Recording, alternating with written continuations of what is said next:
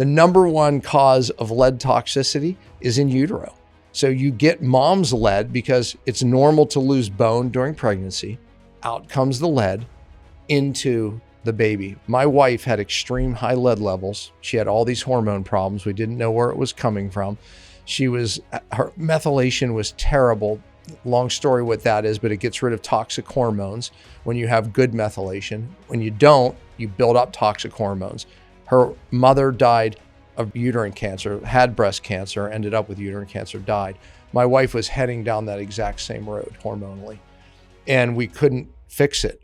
And then we realized she had lead toxicity from her mother. My kids started having gut problems at young ages. And I said, wait a minute, let's measure their lead. Off the chart. They had none of their own lead exposures. They got it from her. The number one source of lead is mom. It's normal to lose bone, but lead is stored in the bone in utero. This is where most Americans are today, right here. A little bit more and it overflows. I call it the stress bucket because is that if we overflow it, now the symptoms start. And you also notice that just a little bit of stress, and if you see what's happening, I just stressed it a little and it overflowed. But if we can get somebody down here, I could stress it a lot more. And that's where we want to be. All right. So I'm sitting here with Dr. Daniel Pompa in front of me, and I'm super excited for this conversation because it definitely hits close to home as far as I'm excited to hear your story, but I know you're a renowned expert in cellular health and detoxification, anti-aging, the benefits of fasting. And I've, dove into a little bit of your research, and I know you shared that what stemmed you getting into the cellular health field was your own personal story and your own health battles that you were facing, and from anxiety and brain fog and a lot of these symptoms that I think a lot of people in general face. And we, traditional medicine, they just treat the symptoms, right? And like, here's another drug. And I think by the time I was 16, I was on 15 different drugs, and I had no idea what was wrong with me. And so thank you so much for being here. Yeah, glad to be here. And I'm excited to, share with everyone. I think we definitely have a health crisis in the world, and traditional medicine has its place, but I don't think that it's a solution for many of the issues that we see. So, I couldn't agree more. It's why the world right now is where it is. It's the health crisis has gotten to a point where it can't be ignored anymore. Here we are for such a time as this. Here we are. And so you shared that your personal story was the catalyst to your journey. And would you mind sharing like what your personal story was and how you were able to figure out why you were so sick and get down to the root cause and then ultimately help cure yourself? Well, I was a lot younger then. It was back in 1999. And like so many people, it just started with fatigue. Right. And you just you have a lot of reasons for that. I just need to rest. I just, 2 young kids, a lot of reasons. But then, it becomes something that, rest doesn't help. That's what happened. Then it becomes this weird anxiety. Never had that before. And I'm not a worrier. So I knew that was very odd. And then it became like insomnia where I just either couldn't get to sleep, wake up in the middle of the night, couldn't get back to sleep. Never had that before. And then it was allergic to this food. I'm intolerant to this. What I never had. I could eat anything I wanted. What happened to that? And then the brain fog, right? It's like, I can't, what is going on? And that was definitely not normal. It wasn't like, where's my keys type of thing. It's like, you can't, I would read things and have to read it over again. I mean, it was like, never happened to me before. I couldn't what was going on from one day to the next. It was getting confusing. It's like the weirdest thing when people say brain fog and then the anxiety too. Those words don't do it justice, but that's the way my life became. All right. So like so many people, you start looking for things, right? And this and that, I realized, okay, I definitely realized my thyroid wasn't working right because I even had symptoms of my hair thinning. I never had that. My wife was like, I was blaming her for the hair in the drain. She's like, that's your hair. Wow. And I was like, she's right. I was like, that's really weird. Oh, it's my thyroid because I don't have energy. I was getting what I call skinny fat. I was losing muscle, even though I was working out. I was definitely getting fat where I never had been. So that was odd. No energy, thyroid issue. Address that as best I could, figure it out. Went and got blood work done. It was normal though. My blood work was normal. That was odd. My adrenals must be playing. That's why I can't adapt to stress. I have no energy. Address that. Didn't work, right? So everything that I was trying to do might have helped a little bit, even diet change. I already ate a good diet, honestly, but I couldn't eat certain things. I even ate a better diet. They would give me some result, but not a lasting result. And then that led me to the answer of what it was. Look, I came across something called Mad Hatter's disease. Have you ever heard of that? Mm-mm. Okay. Most people haven't, but people making felt hats, they became poisoned. Literally, they used mercury as part of the process to attenuate mold and the felt hats that they were using. And they became known as Mad Hatters. You don't want to be a Mad Hatter because, they're mad. I had all the symptoms. I'm like, I am this. So I thought maybe I had mercury toxicity. I went and got a blood work, that blood work where I checked my thyroid, everything, $5,000 worth of blood work, all came back normal, including the mercury. Very disappointed. But a year or so later, I was working with a very bright endocrinologist trying to figure out my hormone issues that I had. And he said, I think you have mercury toxicity. I said, I thought so too. I did a blood test, came out negative. Wrong test. That would be if you had acute mercury poisoning, meaning all at once type of thing or every day. And then I said, okay, what test should I do? And he recommended challenging out of my tissues. And then I did see abnormal accumulation of other heavy metals as well. And the bottom line is I asked the question, where do you think I got it from? And he said, do you have any dental work done around the time this all began? And I looked back, and days after I had dental work done is when it started. I just never knew. Wow. So they drilled out 2 silver fillings, which contained 50% mercury. One of my good friends, actually, the dentist. And I still had some other metal in the mouth, which makes the problem worse. But it basically sent my bucket overflowing, meaning the mercury that I was accumulating in my brain and other parts of my body, it made it worse. And then I got sick. And that was that. That's crazy. I didn't think that metal in your mouth could make you sick. And nor did I. Yeah. And I actually had a hair test done maybe 2 weeks ago, and they said I have a extreme heavy metals in my body. And well, hair test isn't even a great way to look at metal either. Matter of fact, when we evaluate a hair test, we look at the mineral ratios, not even the amount of mercury or other metals. It's an indicator that your body's getting rid of it. It's actually a good sign. But when very toxic people get a hair test, you don't see metals. Matter of fact, that was one of the first autism studies where they looked at kids with autism and they realized that's so weird. They never have mercury and other metals in their tissues. Well, it's because their body just didn't get rid of it. So heavy metal, I did a urine test even at one point without a provocative agent, and it looked clean. My hair test looked clean.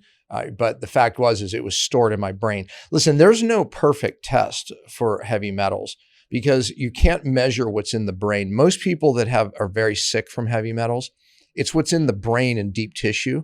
And without biopsy, you're not testing that. So even a test where you take a chelator, a water-soluble chelator that grabs on and moves out through the urine, then you can measure it. It gives you an idea. But certain metals like mercury, aluminum, they're deep in the brain, and you really need a different method than just chelating it and testing it. Okay. And so what'd you do from there? You found out you had heavy metals, and then what were kind of next steps for you to get better? Well, look, when you go online, there is so much bad information about detox. If you just talk to most practitioners, doctors, you have different groups, right? A doctor, a medical doctor might tell you, do IV chelation. Well, that's a fast way to make yourself worse because you're using a real chelator, grabs on, pulls a lot out, goes away. You go home, 10, 12 hours later, you're redistributing metal. Happened to me, and I got much worse. So not a good method. And you don't clear the body like that. You can use chelators, but you have to use them correctly. And that's a whole thing that I teach. But the bottom line is that what you're hearing out there, and then there's people using cilantro, chlorella, this juice cleanse, that cleanse, this 10-day cleanse, all of it there's so many pitfalls, that at best they don't work at all, but at worst they make you worse.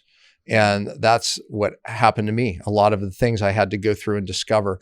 And what I teach today now that I've been teaching for over 20 years really came out of my journey. And I have to believe God showed it to me, honestly. I always say I'm not smart enough. I journeyed through it to bring it. But when you go online and you put in detox, yeah, it's ugly. Yeah. And it's such a buzzword. It is, so especially today, because I think people are now aware that they know that toxins are why they're sick. Toxins are why their hormones are disrupted, why they have brain fog and anxiety and I mean, it's out there now. But the problem is now, and my passion has become to take a message to the world. And by the way, when I was sick, that was given to my wife. That's a real message. Literally, when she was on her knees crying out to God for an answer from me and my family. I have 2 kids then, I have 5 now. But God spoke to her heart and said, not only am I going to get him well, meaning me, but he's going to take a message to the world. When she would say that to me, Hannah, I would say, how do you say these things? I said, I can't even get myself well. It made me so angry when she would say that, because for me, it was just more on my shoulders of something I already couldn't figure out. I was embarrassed. I was the doctor. I was the healthy one. Now I'm sick. It just piled it on top of me that I had to do one more thing. So I would get angry, but here I am on this show, and taking a message to the world, coaching doctors for 20 years. And everything I learned in it, I do believe God gave it to me for such a time as this. I mean, honestly, when I got sick, there was not many people dealing with that. Today, oh my gosh. I mean, look at thyroid conditions. They've just skyrocketed because thyroid's that's why my thyroid was dysfunctioning. My blood work was normal, but my thyroid hormone wasn't able to get its message in the cell because something was driving inflammation. That something is toxins. No one told me that, right? So you can look at your blood work, even make it normal by taking hormones and go, I still don't feel well. That's a toxic issue. Nobody told me that, right? But that wasn't common then. Today, this is what people are dealing with.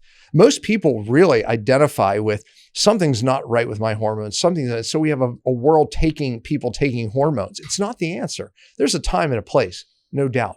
But people don't feel well with all the symptoms that we mentioned and all the thyroid condition, the uprise of diabetes, weight loss resistance, all of it, all these things that people are dealing with. That is a toxic issue. And the only reason I know what I know is because I went through it. And the last 10 years, these numbers have just gone up to such a point where people are crying out for detox. What do I do? Right? And yet the answer is not there so easily. Yeah. And what do you think the biggest misconception is about detox in the way it's used today? Real detox is a cellular problem. I don't want to confuse people with slick biochemistry, but let's keep it as simple as we can. Your cells are designed to get rid of toxins day in, day out. We have 50 trillion of these things in our body, right? When you make energy in your cell, it's like burning wood in a fireplace, right? You make smoke, but if the damper's open and the smoke goes out, you have heat. That's the energy, and that's what you want.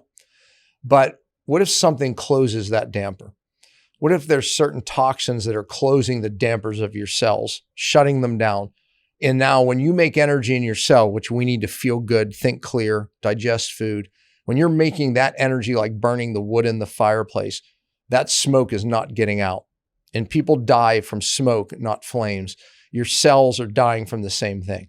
Your cells become smothered, right? Just like if you took a candle in this and smothered it like that, it's like it dies out and the toxins are left to be accumulated in the glass or your cells. That's what's happening. So people's cells are accumulating toxins at a very high rate. And you know what else happens? The more that happens, the less cellular energy that occurs, that you have. Oh, and the less cellular energy you have means the less ability to get rid of those toxins that occurs. And so now you build up even more. And then it drives something called inflammation. And now it causes even more symptoms. Oh, and then it triggers your genes that we all have bad genes, but it turns those genes on. So now, yeah, you get the thyroid condition or the diabetes or whatever. It's the autoimmune diagnosis perhaps. Or maybe you just don't know, just a bunch of symptoms that you have and can't explain. But it's because that cell is accumulating toxins. So the real detox, to answer your question, is fixing, upregulating, God put in every one of us that cell should be doing day in, day out to get rid of the toxins that it makes when it makes energy and then accumulates because of the amount of toxins that we're under from makeup, cologne, plastic drinking, all of it, heavy metals from the air, whatever. But our cells are designed to get rid of that. That's real detox is. We have to fix what's broken. If you want to feel well, my saying is you have to fix the cell to get well. Real detox is a cellular issue. So if we can fix that, we actually fix ourselves. Yeah. That's where real detox is. It's not so simple to just sit in a sauna. I'm for saunas, but you have to fix what's broken at the cell. Foot baths, 10-day cleanse, this cleanse, this liver cleanse. No, it's not that simple. It's not like that. So how do you do it? Yeah. Well, what's the process? It's so funny. This is the first time I was recording something in this studio even before you came in, right? This is the first time I'm actually certifying the average person in this process. 20 years, I teach doctors how to do this. I have what is called my 5 R's. That is a roadmap of that. How do we fix that cell, right? How do we upregulate the detox pathways? The 5 R's became a roadmap that I remember. There's a story behind it because I was lecturing a group of doctors in California, and I was flying back, and I was excited that like, this is it. I'm coming out of my skin right now. But I realized I was the only excited one in the room. So I either spoke over their head, maybe it was too many studies, but I said, man, I just need a way of communicating this. I did such a poor job. I literally prayed, and it was moments later that all these things started coming to my head. I picked up my notebook, and the 5 R's was born. It was the roadmap needed to communicate this. So this is the first time I'm actually certifying the average person in these 5 R's and how to do it. It is a roadmap. It's different for everybody. Real detox for you, there's a science and an art around it. And then my Pompa program now is, instead of just teaching doctors to do it, is I've taught 100 coaches literally the methods, and we take people into my program and do it, because it's not like it's not like just take this box of pills. Right. That's silly. Scientists get it, doctors don't. You have to teach people the process, and then they can do it long enough to matter. Yeah. So my passion is that message, is spreading that. And again, so I have a certification program where I certify people in it. Maybe they'll be a coach, maybe they'll just use it for them and their family. And then I have a program that people can go through to get their lives back, to learn how to really get toxins out of their cells. Okay. And how do people begin that program, and what's the timeline and I guess cost for if I want to go through the program? Yeah. So, I mean, you hire your own coach, right? And we start with a core of what I would call this is the key to detox, right? You have to upregulate the cell functions, right? As I'm explaining, but then you have to open up downstream detox pathways. There's a prep phase. That's kind of where we prep you for. There's a body phase, and then the most important phase is a brain phase. All that happens in about 5 months. Okay. That said, the goal then, you graduate with the ability to be able to do this the rest of your life, because you're not going to ever stop getting introduced to chemicals. That's what's happening on the planet right now, from your makeup, from the water that we drink, from the food that we eat, from everything that we're putting on and in our bodies. It is overwhelming. So everyone, to be healthy today, I know that they need to have this understanding of what we need to do.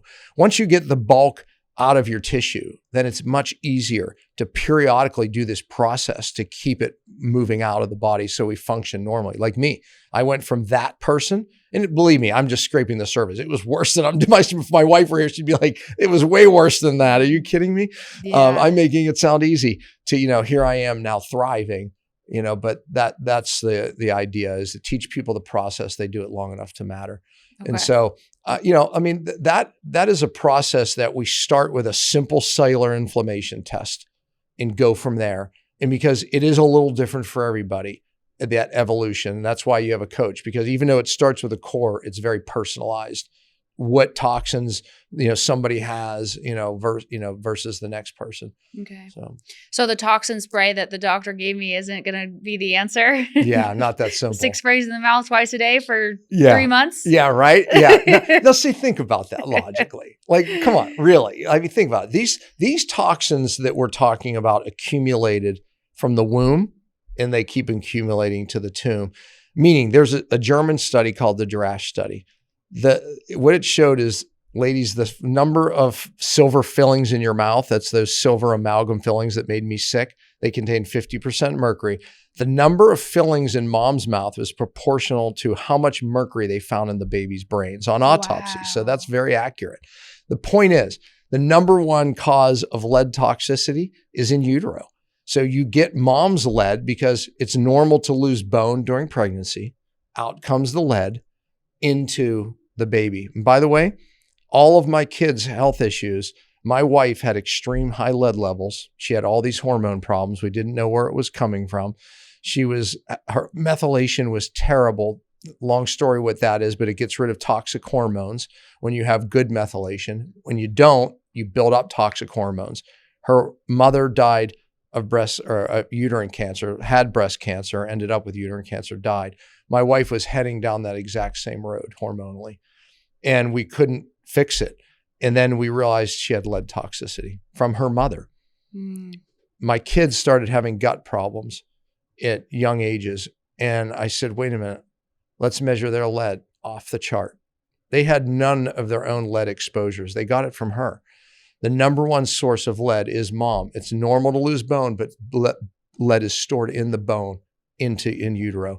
The point is that this is where we start our detox. This is where we start toxifying our lives. And imagine that we all have a bucket. Can they see this? Are they over here? Yeah. Okay. This is a great example. I hope you can see the water line. It's right here. Yeah, probably hold it closer to your face. Okay, right here. Can you see? Yeah. Can they see the water line? Okay, here it is.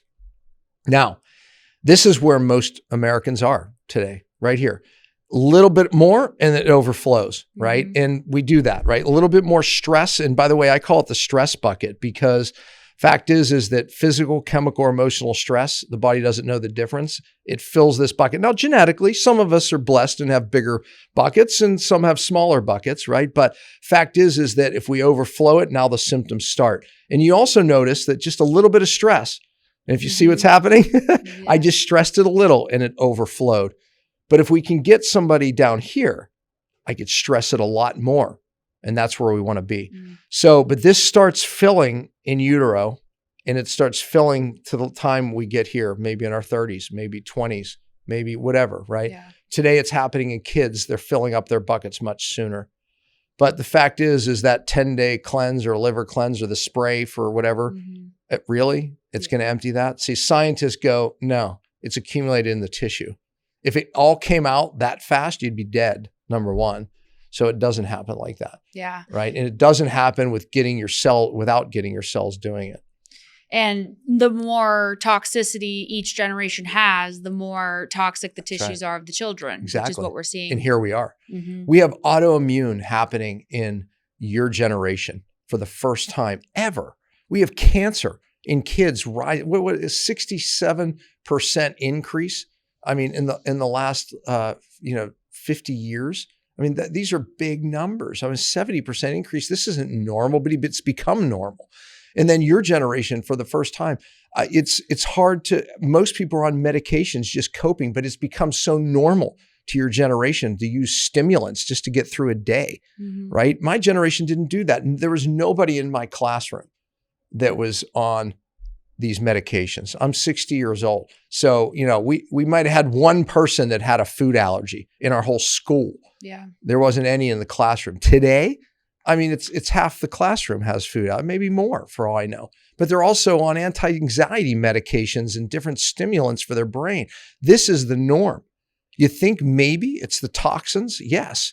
It's not just so simple, we're eating more processed food. No, the food is a carrier of the toxins that are really driving the problem.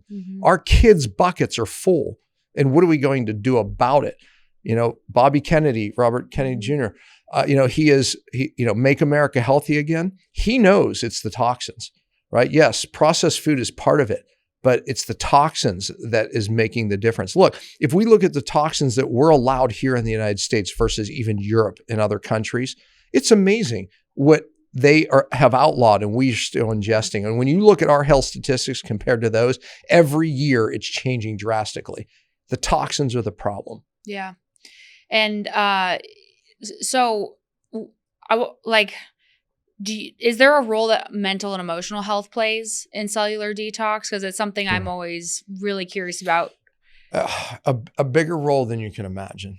And when we look at everything that the younger generation is going through that older generations didn't, it is all being driven by these toxins. If you look at how these toxins are accumulating in the brain, driving inflammation, it's no wonder people need drugs to exist. Yeah. If you look at the connection of certain toxins with just anxiety disorder, let alone social disorders, let alone depression. Mercury is a number one of the first signs is depression. I was so depressed that I didn't want to live. And that's when I said, I'm making it sound easier. My wife would tell you there was times she was hiding the knives because I just wanted to take my life. I never planned it. But there was times where it was easier for me to be dead than to live like that. And by the way, my fear was never dying. My fear was living life like it was, right? And I didn't have, people just weren't throwing around anti-anxiety meds then, but arguably I could have landed on one, and it works in the short term. And I'm not telling anyone to take a medication or not, but the fact is that it's not getting to the real cause of why most people can't even get their brain to feel normal. Yeah. And I'm overgeneralizing how people feel, but that's the problem. Yeah, because for me, my gut issues are so bad. That's like it's not even just healthy food versus unhealthy food. It's like so many foods. Pretty much the only thing that doesn't make me feel sick is most meat and a handful of vegetables and fruits, but there's still like apples inflame me. And by the way, that's why the carnivore diet is so popular now, where people just eat meat because they're reacting to the lectins and the phytates in vegetables and things that people never reacted to. Now they are. Why? Because their gut is wide open. And we didn't even explain that toxins affect this brain directly, where they accumulate in the brain and affect how it works. But the second brain is your gut. Toxins affect that. And this brain, their gut and this brain, when that's communicating and all working, it's great. But a lot of how this works about how this gut works. So toxins have decimated the gut health, what we call the microbiome of the population. You need certain bacteria to make certain brain chemicals like serotonin, dopamine, so you just feel normal. Oh, and when you have certain bacteria that have been destroyed by certain toxins, you don't make those. So what we're trying to do is give people those chemicals. It doesn't work that easy because there's a communication between these two brains. And when that works, all is well. But if you can't make enough of those brain chemicals because you don't have enough bacteria because toxins have wrecked it, good luck, right? We have to get to the real cause of why, right? Holding up the bucket again, or the real cause of why people have gut problems, have brain problems. It's the toxins. Yeah, absolutely. And then the food allergies, because the toxins cause inflammation of the gut barrier, and now it opens up. It's meant to open up for certain things to move in and out, like certain immune cells and nutrition, but now it's left open. And now undigested proteins from food, dairy, whatever it is, go across that barrier into the bloodstream, where now you make antibodies. So now when you eat it again, it crosses again. Now you have this antibody reaction where inflammation throughout your body, you feel horrible. What is going on? And you've narrowed it down to, I can't eat this. I can only eat this without reacting. Well, that's where we are as a country. And the answer isn't another diet. It's not. The answer is get rid of the cause of what's creating this leaky gut and immune challenge and dealing with that then. And sometimes we have to avoid foods, right? Because you have to function. But if you're not working upstream from the real problem, we're never going to get well. Here, a great example. Everyone's trying to take different probiotics to fix their gut. It's not so simple. If you just bought a brand new piece of property on a river, beautiful property, but you walk down and you realize there's all these dead fish and algae and plants. So you spend a lot of money repopulating that, putting fish in the water, stocking it again. and you realize in 3 months it's all dead again. So you spend even more money, do a better job, hire a better company. And then finally your neighbor comes over and says, hey, George, you might want to save your money. 20 miles up the river, they're dumping mercury and lead or whatever other toxin into the water. How are you going to repopulate that? You're not until you get rid of the factory upstream, right? So we better deal with what's upstream if we're going to fix the gut problem. And even in alternative medicine, I fear we're not doing that. I fear we're ignoring the big thing that people are tripping over, and that is the amount of toxins. So number one, we have to eliminate what's going into our bodies. And that's my social media page, right? It's like, stop doing this, stop using this, stop, right? It's filled with that. But we also then have to deal with what is accumulated. And that's my certification in my program. Yeah. And you talk a lot about fasting. It's something that you're passionate about. And we hear a lot of mixed signals on fasting. And I have a love-hate relationship with fat. We hear, I think it's 72 hours of fasting, your body goes into autophagy where it can stop focusing on digesting food and it can start healing cells, right? And I've heard wild statistics about like doing a 7-day fast once a year can almost eliminate your likelihood of getting cancer and these types of things. And then other people on the argument will say it slows down your metabolism and maybe like someone. For me, I've struggled a lot with binge eating, like fast binge. And so it can be a little bit mentally difficult for me because my brain goes into, I want to eat everything in the world after I came off a fast. And then I, kind of want to fast to compensate for overeating and all these things. So like, can you share a little bit about the benefits and potential setbacks of fasting and how to approach that for positive? Here's the funny thing. Everything you said is correct, but now let's put it in context because fasting is a strategy. I started studying fasting in the 90s and I was really into fasting when nobody was. Now it's in vogue. But now what I see is a lot of people fasting incorrectly. So everything you said is actually true. But that said, fasting is probably one of the most amazing tools that I've ever seen to harness innate intelligence, meaning your body has an innate, inborn ability to heal itself. And fasting is a way to harness that. But people are doing it wrong. So, and because it's very popular, you can see that people are fasting too much and not understanding that the feast is as important as the fast, meaning we can't just stay in these fasted states. Okay, so let's take some things off the table for confusion's sake. Okay, so there's extended fasts where we're talking about, right, beyond a day, right, where it's 3 days, 5 days, 10, 20, 30. Okay, so those are extended fasts, and there's benefit to those. Are there some people who shouldn't do that? Absolutely, we can talk about that. Then there is daily intermittent fasting where people fast for 15 hours, 18 hours, maybe one day, right? So, or eat 2 meals a day. Maybe they eat 1 meal a day, right? So that's become very popular. So just to be clear, intermittent fasting is, fasting within a day, and then extended fasting is beyond. Both have benefits. Let's talk about the intermittent fasting first, because this is where it's gotten really popular. It works for people for weight loss. They eat less by eating less often. And that is a better way to do it because it will hold your metabolism better. Meaning that if you just calorically restrict, we all know this, that it doesn't work long-term. You'll lose weight in the beginning and then you have to restrict till you're practically eating nothing and you're getting skinny fat. Your body's eating its muscle because your metabolism is slowed down and it's gaining fat in all the wrong places. Caloric restriction long-term does not work. But if you eat just 1 meal a day or maybe 2, okay, that works better because the body doesn't think necessarily it's starving as quick. But now what we're finding is people just eating 1 meal a day or 2, they're getting more and more restrictive and their body still goes, I'm starving. And so now these people, you can tell who they are when they're doing too much daily intermittent fasting. So one of the things that I developed is my 4-2-1, where you do basically 1 day a week, you always feast. Some people need 2, some people need 3, where you eat a healthy amount of healthy carbohydrates because they're too low carb, they're too fasted. And by putting in that feast day, it reminds the body it's not starving. Okay, so that's what people that are fasting now need to hear, that you have to feast. So when you look at these ancient tribes who do this type of eating, even fasting, eating one meal, but they have days where they're feasting. And so people aren't feasting.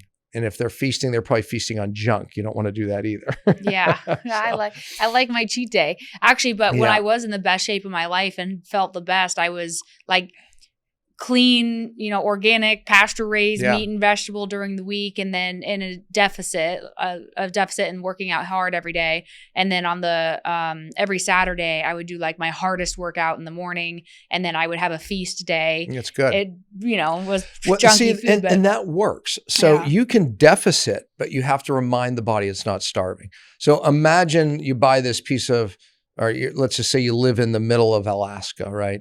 And every winter, you know how much wood it takes you to get through the winter. This winter in particular is the worst winter ever. And you notice you're running out of wood sooner than you did before. So what are you going to do? You're going to burn less wood, and instead of your cabin being at 70 degrees, you're going to be happy at 50 to 55 to save your life so you make it through the winter with the amount of wood you have, right? So think of the wood as the energy that you have, your metabolism. And so now you're burning less because you're trying to get through a cold winter because you don't want to freeze to death. But your friend comes over and says, oh my gosh, I have so much wood. Let me just give you more.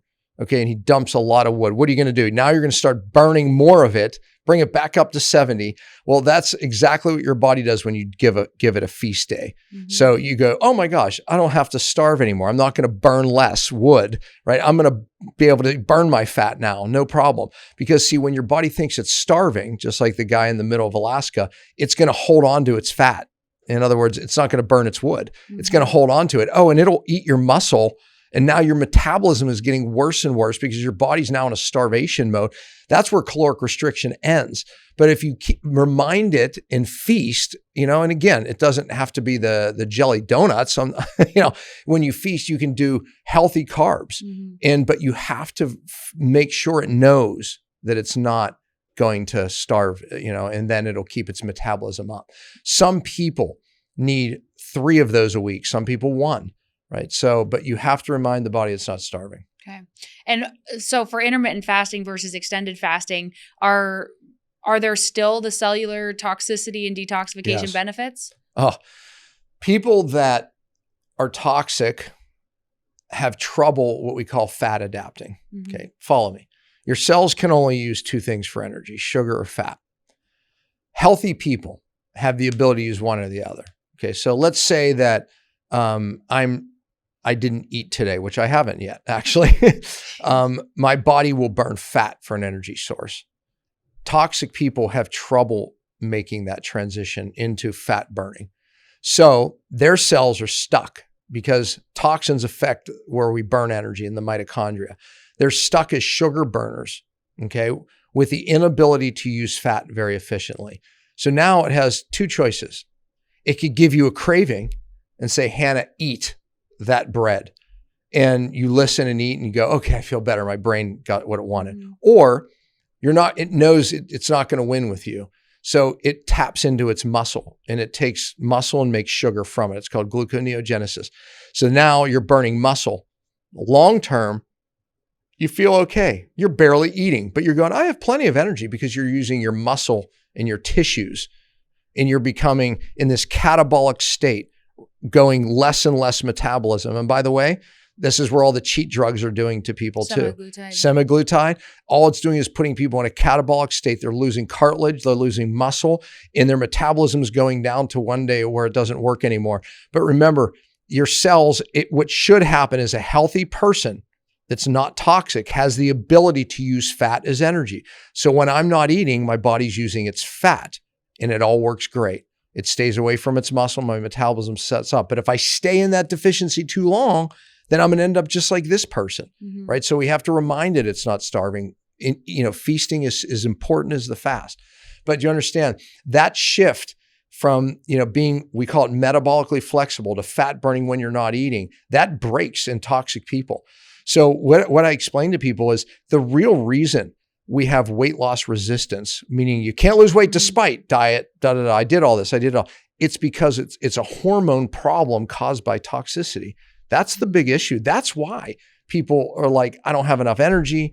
they get skinny fat. We see this generation of, people struggling with this, reaching for drugs. Do you, there's so many questions I could ask you, but do you have to be following like a keto type diet to make that transition easier? Or if you're healthy, your body can automatically make that transition? I teach something called diet variation. So I may be the only one in this space that preaches this. Mindy Peltz, who is one of my students, she's written several books on fasting, Fast Like a Girl, and other ones that she's written. But I believe that switching diets is key. Every ancient culture never stayed in one diet. They were forced to switch diets. The problem today is we are able to stay in one diet. So therefore, you have your keto people, you have your low carb people, you have your high protein people, you have your plant-based people, you have your vegans, vegetarians. And I make an argument for all of those diets. I just did that, what I taped here before you came in. I showed the science on how staying in one diet, any diet too long, causes problems. Staying in a plant-based diet too long, you start reacting to lectins and these plant toxins. Staying in keto causes a rise in something called, that your body stores up this nasty free radical called 4-hydroxynonenalone, and it'll build that up. And they'll say, staying in carnivore keto too long causes cancer. You're right. If you stay in it, you'll build it up too long. You can't stay in it. But for short periods, keto diets, carnivore, every ancient culture moved in and out of these diets, and they're absolutely important. They moved in and out of higher healthy carbohydrate diets. They moved in and out. So I believe, and what I teach doctors is switch diets and how to successfully do that. And I call it feast famine cycling. But anyway, so yeah, I think that we have to understand that there is a benefit to improving our gut microbiome by using diet rotation, switching diets. That's hard for people because they get used to these safety foods. So we have to show people how to do it slowly, but we need to do it. Yeah. I actually just recently heard that from the Ultimate Nutrition Bible, some book I read on these bodybuilders. And I guess that was back in the day. I don't know, Arnold Schwarzenegger or something was like all carnivore, and then would switch to all plant-based and was able to maximize lean, muscle and things like that. It's so funny you said that because I didn't read that, but even in the talk that I did before this, I said the bodybuilders figured it out, even on the feast days. So what do they do before a competition? They absolutely feast. They eat super high carbohydrates. Most of them just eat pizza, probably pasta, but they eat high carbohydrates to go into the competition the next day, leaner, more vascular, and more pumped. And that's what feast days do. Right? It's like they just fire up that metabolic engine again. Yeah. So bodybuilders learn that. But also, they learned that diet rotation, that you can't stay in this, always in this high metabolic diet. The rotation really is the key. Yeah. So, and your body, I think from what I'm hearing from you and what I've heard from the research I've been trying to do on my health journey is that as much variability as you can do in the healthy way to avoid homeostasis or homeostasis is the best, like the diet rotation, like the intermittent fasting or feast versus fast and all these things, because otherwise the body is so good at adapting. Exactly. And too much of any good thing would be bad. You just tapped into a premise that I teach every doctor to understand and person that's willing to listen. Hormesis. Hormesis is a premise that'll change your life if you understand it and apply it, not just to diet, but to exercise or just about anything in your life. Even this cold bath revolution that we're understanding, you have to understand this principle to really maximize saunas, cold baths, diets, exercise. Here it is. The premise is if we stress a biological system like us and we adapt, we get stronger, faster, smarter, all the benefits. If we stress a biological system, if we don't adapt, we get weaker, slower, dumber, more sick, less unhealthy, you name it. So the key is if we don't stress the system, we don't get stronger, better, faster, smarter. So we have to stress the system. The question is how do we do that without going overboard? If you think about exercise, it's the easiest to understand. So when you first start going to the gym, you get results. It's different. It's a stress. If you keep doing that same exercise that you started with, you will no longer get results. it will start to actually go in a diminishing fashion of results. So therefore, then you hire a trainer because you're frustrated, you're not getting results anymore. First thing that they do is come in and they start changing the stress. They do more of this, less of this. Does it up the reps, up the weight, up the, and they keep making those changes. The reason, because they've been educated on this premise that if you don't keep changing the stress, hence diet variation, right? Or all these things we're talking about, then it won't be perceived as a stress. You will not get stronger. Oh, and then they're telling you to do all these things so you adapt to the exercise, because if you don't adapt and you do too much, then you get weaker, not stronger. So exercise variation has been known for a lot of time, many, many years. Diet variation does the same thing. When we switch, when we feast, when we famine, when we fast, when we switch diets, all of that is creating the same hormone optimization as that we see when we change our exercise. We need to change diet to even cause more diversity in our microbiome. That means create more good guys that help our brain work, that help our immune system work. You don't do it by taking pills. We do it by stressing it, by changing diets or feast famine. So we're doing the same strategy. Now, let me just bring it home with the ice bath thing that's so popular right now. Most people are violating hormesis and they're not getting the positive reaction that they really want long-term. When they first do it, it works. Their body adapts. It thinks it's going to die. It upregulates something called norepinephrine, which upregulates growth hormone. And they feel amazing and they de-inflame. But then it starts not working, because what happens is the body starts not adapting because they're doing too much time. They're doing 3 minutes because they saw Ben Greenfield do 3 minutes, right? Or 5 minutes, worse yet. And then the body starts not adapting to that. And when it doesn't adapt, it gets weaker, more inflammation, everything, more hormone issues. And you start going, gosh, I'm tired. See, because oftentimes you don't know that it's the next day or that it affected your deep sleep that night, showing you that it didn't adapt, that you didn't adapt to the stress. There was a study done showing that 10-minute cold showers worked better than the longer 3-minute ice bath. No, it's because they were taking average people that a 10-minute shower, or it was 10 seconds of cold, I think, actually. Yeah, 10 seconds of cold worked better because they were adapting to that stress. So it looked like it was better, but it was better because these people couldn't adapt to 3 minutes. So the point is people are doing too much. They're not adapting to the cold, and it's working against them, not for them. Yeah, that makes a lot of sense. Because I mean, I think our society and this culture in America is always rewards for more, right? Like, oh, I did 5 minutes. Now I'm going to do 7 minutes. Now I'm going to do 10 minutes. And I got up to the point where I was doing 25 minutes in the sauna and then 8 minutes in the cold plunge and cycling that for like 45 minutes. And I would be sick. I would be sick for 3 days. Right. And I'm like, how is this healthy? And then I could quit altogether. Yeah. No, exactly. And again, I'm not against cold baths. I'm not against saunas. I'm against people doing too much of it and not adapting. And if you're already challenged, these people should be doing way less time in a cold bath. This is the people that should be doing 10 seconds and going, okay, there. Now, I got my body to react, right? But you have to, the question I always get is, well, how do I know? You have to evaluate how you feel, not right away. We all feel good when we come out of a cold bath. Adrenaline goes up, right? It's like, we all feel good. It's how did you sleep that night? You can use like Oura rings or different things, because if your HRV is going down, you're not adapting, and it may. Right? I've challenged people to see where your adaptation is. It might surprise you. And then how do you feel the next day? Are you waking up sluggish? Because you may be doing too much. Okay. That's good, because I wear a Whoop band and my Oura ring's on order. But so that's interesting to know. So the next day, so like if I cold plunge or sauna or do some sort of testing today, my HRV the next day that I looked at what it was. Yeah. See what it was that night. See how you slept. Because if you don't adapt, it will, something's going to be affected. Your deep sleep, your REM sleep, your sleep in general. Yeah. Okay. So what do you think are the trends in health and wellness?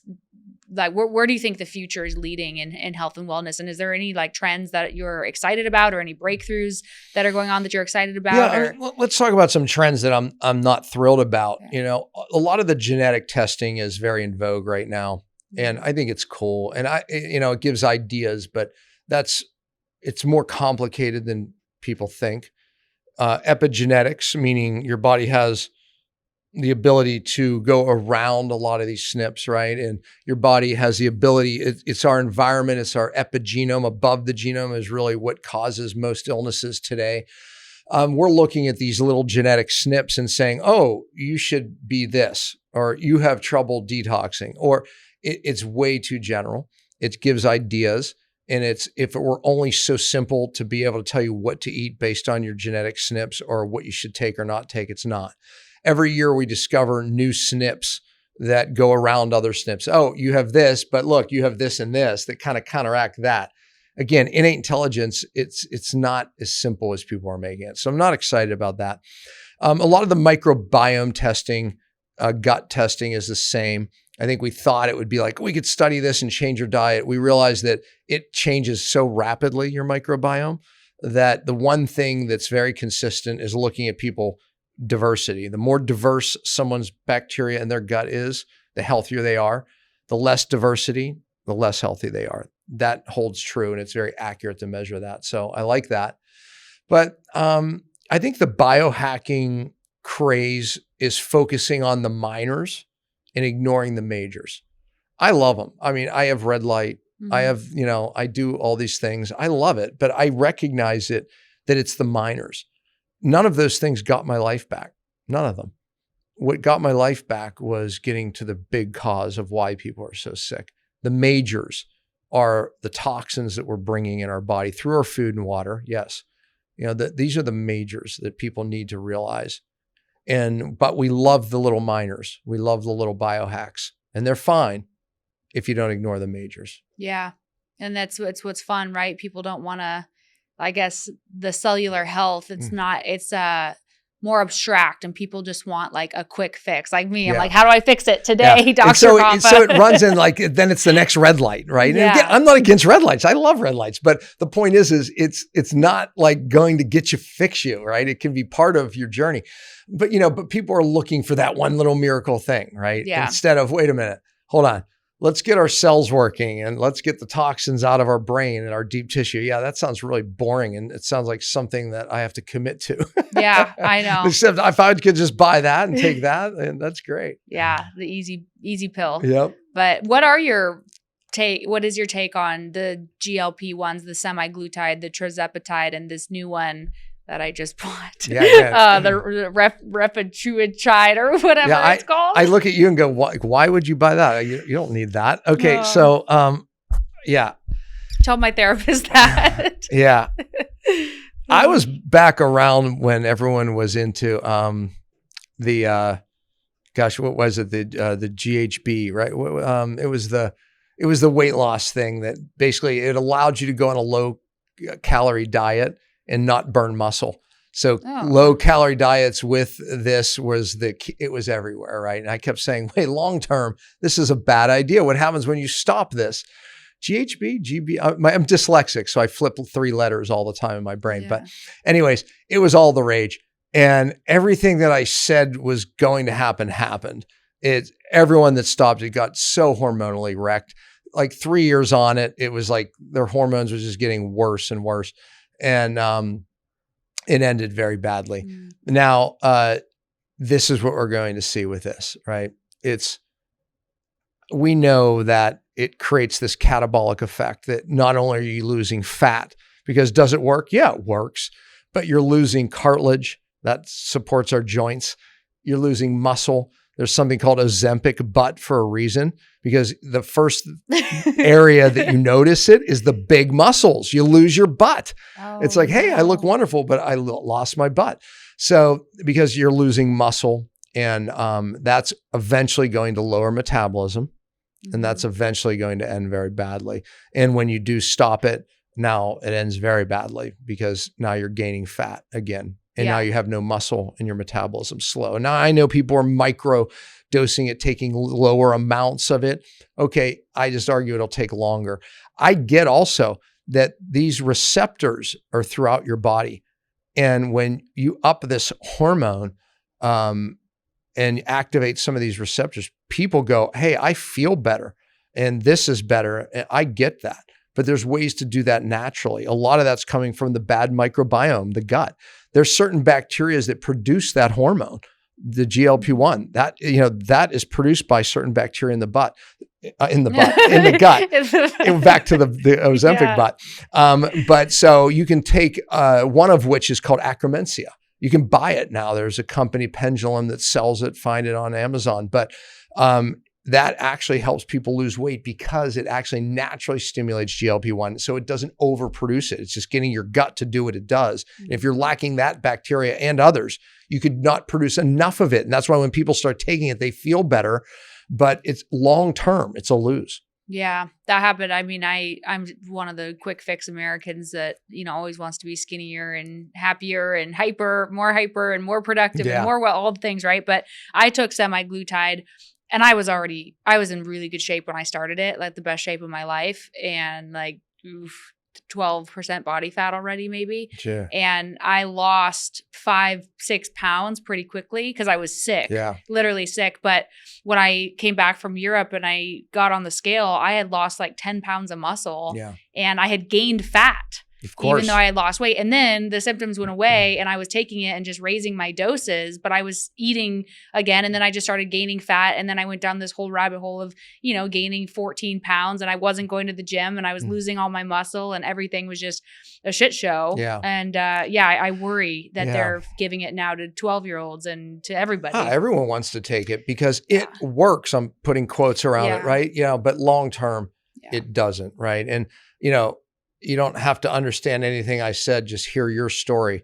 And people are going to end up where you got. Yeah. They're just not there yet. Yeah. And that's the problem. I ended up getting off of it and then getting lipo because I had gained weight from being on semaglutide after, the initial weight loss and then destroying my body, much further. And just because when you lose that much muscle, your metabolism will follow. Mm-hmm. And then it becomes, I need more. I need more. And then it's not working.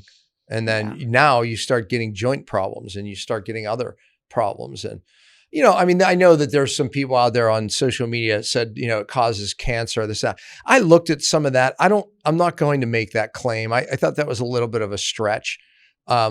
Maybe if it was studied long term, that might change that opinion. But I don't think that it's cancer is a fear. I think really the metabolic crashing is the big fear. Okay. I know we're going to wrap up here, but if someone could change just one thing today to dramatically improve their health, what would you recommend they do? Wow. Yeah. I mean, I'm going to say this. I think that if we can avoid plastic as best we can, stop drinking out of plastic bottles. That's why I was like, didn't want that. Thank you, by the way. Pay attention to your personal care products where you're getting a lot of these petroleums and plastics that are massive hormone disruptors. In one bottle of water, there's 240 microplastics that turn to nanoplastics and are being in our tissue. And when you're looking at these studies now that they're doing, they're finding microplastics in every tissue in the body, including the human brain. On autopsies, they're finding about a teaspoon of plastic in the human brain, driving inflammation, right? And then they're finding it in male penises and testicles and women's ovaries. These are hormone disrupting chemicals. And we are in an absolute hormone crisis in this country. But it's not because we're lacking hormones. It's not so simple. So therefore, just taking hormones is not the answer. Time and a place. But the fact is we better pay attention to this plastic problem that we're putting in our bodies, on our bodies, drinking it. My gosh, I can't tell you how many people in the healthy space are still drinking water from a tap. I asked them, is this water filtered? Yes. It's like, but don't do that. Yeah. Maybe it's even more simple. Maybe I tell everyone, just don't drink bottled water and make sure you're drinking filtered water, right? It's like reverse osmosis, cheap, easy. Everyone should install it in their home because hormone-laden water is coming into your house. Mm-hmm. Plastic chemicals are coming in through that. Fluoride, chlorine, you name it, all hormone disrupting, all cancer causing, and people are just taking it down. Yeah. One easy thing, change that. But if it's in a glass bottle, it's okay? Yeah, glass is what you Okay. want, right? Absolutely. Gosh. Okay. And then what about microwaves? Plastic microwave? Oh yeah, I mean, eating hot food in plastic is just an absolute nightmare. Hot, spicy, acidy food in plastic. Like, go to Costco and get the glass storage dishes. Do Yeah. not eat out of plastic anymore. Oh gosh, don't use aluminum foil, please. Really? Yeah, aluminum is accumulating in the human brain like crazy. People using aluminum foil, antiperspirants with aluminum. Oh, and then, now it's falling out of the sky. You know why? Because it's a jet fuel additive to make jet fuel more efficient, and aluminum's in it. So we have this aluminum rise in our water and our food supply. So, we have aluminum going into our brain. We already have mercury from our parents, right? Mhm. It's like, this is, a disaster. At least filter your water, for goodness sakes. Yeah. Yeah, no doubt. And what about like mercury in fish? Is it not good to eat? Yeah, well, I mean, again, eat the cleaner fish. Yeah. The smaller the fish, the cleaner. Cold water fish typically are better, Okay. right? Large fish like, tuna, swordfish, shark, they're going to be worse. Grouper. Sardines are better. Okay. Wild caught salmon, right? Wild caught, not farm raised. Stay away from Atlantic anything. Mhm. Okay. All right. I could talk to you for 15 lifetimes, but last question to wrap up is, what's the biggest lesson you've learned on your journey, and how do you hope to inspire others to take control of their health? We brought up a lot of bad Yeah. things here, right? But I always say your purpose is in your pain. From pain to purpose to promise is, our family mantra. And everything that I do that's meaningful came out of my pain. Right? So many people listening to this have so much pain, right, that we couldn't even understand. Look what's going on in California, the wildfires, these fires that are taking place. But somehow, if we set that intention to find purpose in the pain, somehow that's how we lead, to our purpose, right? But if you don't set that intention, then oftentimes we miss the purpose that could have been in the pain. Thank you. Mm-hmm. Appreciate you being here. Love being here.